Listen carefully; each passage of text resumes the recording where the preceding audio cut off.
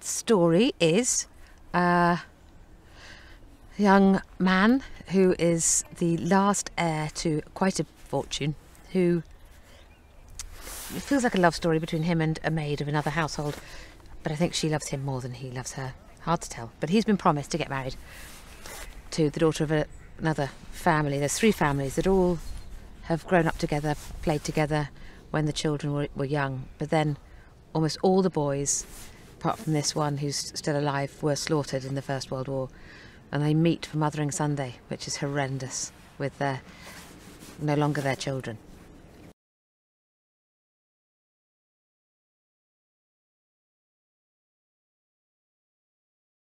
It's a beautifully written piece. It's always the script for me, and it doesn't matter if you're in it very much or not in it very much. It's just to be part of something so beautiful, and to be Kólin Fερθ's wife. It's quite nice.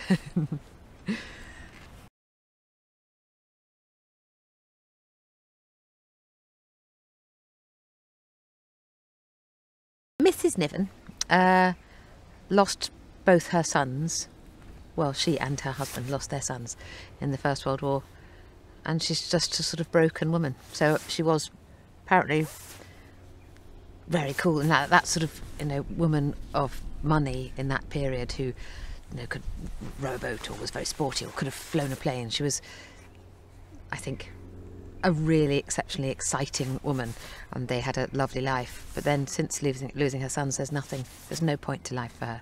So she's just sort of having a horrible time.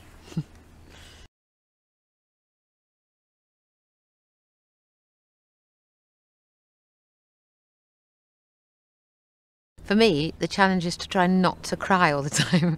It's such a sad story, and there's moments where she's meant to just be sort of broken, and I keep listening to what everyone's saying, and it just makes me cry. So we have to, yes, try not to listen to what's going on or think of something different.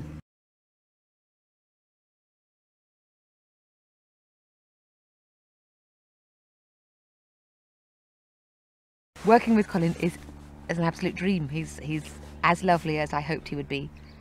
He's much more prone to giggles than I thought he'd be, which is really fun.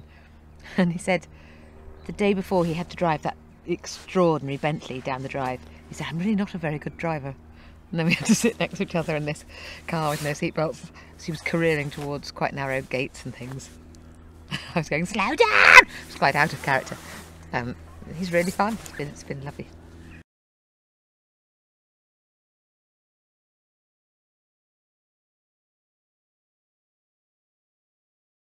Odessa is amazing. She's riveting to watch. Beautiful face and completely present and there. And so is my husband flying in his little biplane. Hello, darling. And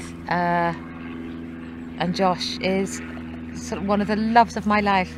We knew each other from The Crown.